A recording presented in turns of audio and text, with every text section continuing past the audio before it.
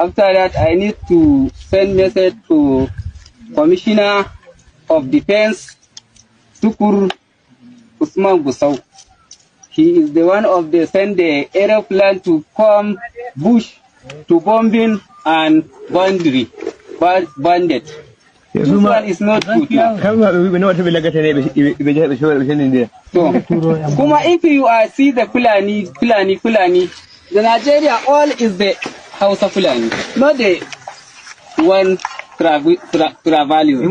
For the first time in a long time, the equation in Zamfara has changed completely. The forests are burning, their hideouts are no longer safe, and the men who used to terrorize entire villages are now the ones begging for their lives. The headline you saw is not just a rumor. It is the reality of the new military strategy that is shaking the Northwest to its core. We are seeing a massive shift as intensified airstrikes by the Nigerian Airforce have pushed the bandits to the breaking point. Reports are flooding in that these groups, who once boasted about being untouchable, are now reaching out to President Bola Tinubu and the Nigerian army, pleading for a ceasefire and calling for dialogue. They are saying, stop the bombing, let's talk. But the question is it too late? We have to look at exactly what triggered this sudden desperation. It is called Operation Fansanyama. Throughout late 2025, specifically in November and December, the military turned up the heat. We are not talking about the occasional patrol. We're talking about precision airstrikes that have decimated major camps in Tefe and Maru local government areas.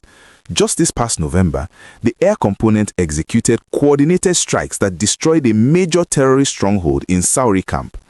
They didn't just scatter the bandits, they destroyed their logistics, their motorcycles, and their supplies. When you take away a bandit's motorcycle and his food, you take away his power. The result? Panic. We have seen viral videos and audio messages circulating where some of these bandit commanders are sounding very different from their usual arrogant selves.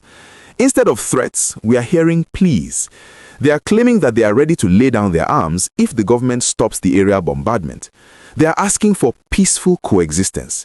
It is almost ironic to hear men who made farmers abandon their lands now talking about the need for peace. But security experts are warning us not to be fooled. This cry for dialogue is likely not born out of genuine repentance, but out of survival. They are being suffocated by the military pressure, and they need breathing space to regroup. And speaking of key figures, we have to talk about the notorious Bello Toji. Just days ago, around mid-December 2025, Toji released a video that has everyone talking.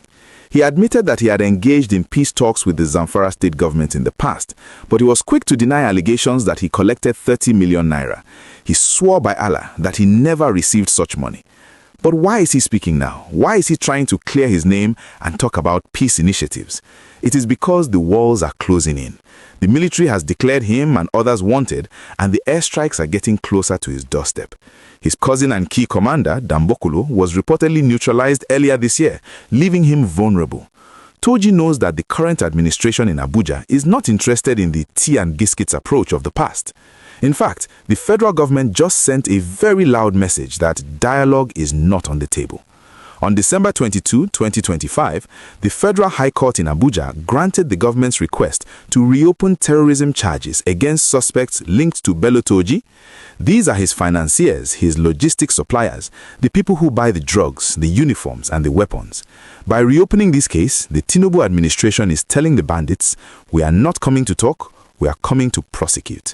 They are cutting off the supply lines while the Air Force destroys the camps.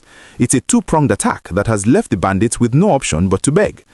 Now, before we discuss whether the government should listen to these pleas, I have a quick question for you.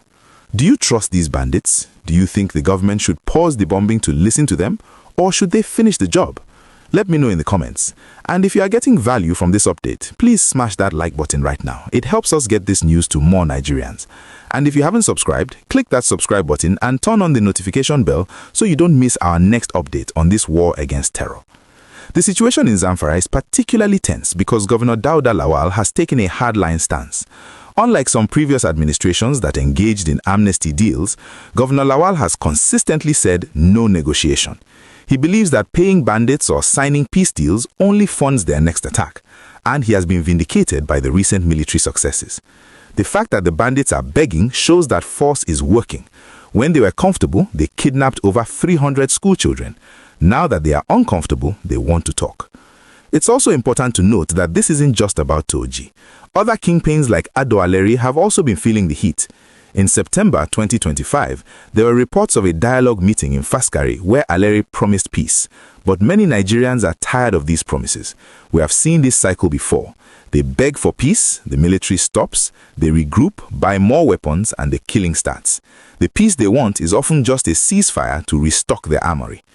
The plea to President Tinubu is a direct attempt to bypass the aggressive stance of the military chiefs. They are hoping for a political solution to a military problem. But President Tinubu has given the service chiefs a mandate to end insecurity, and the current intensity suggests that he is not calling them back. The jets are flying from dawn to dusk. The Super Tucanos are doing exactly what they were bought to do. So, as we watch this play out, the ball is in the federal government's court. The bandits are desperate, they are squeezed between the Air Force in the sky and the troops on the ground. Their logistics are cut, their camps are burning, and their leaders are being hunted. The plea for dialogue is the last card they have to play. But for the families of the victims in Zamfara, for the farmers who cannot go to their farms, and for the travelers who fear the highway, the only dialogue they want to see is justice.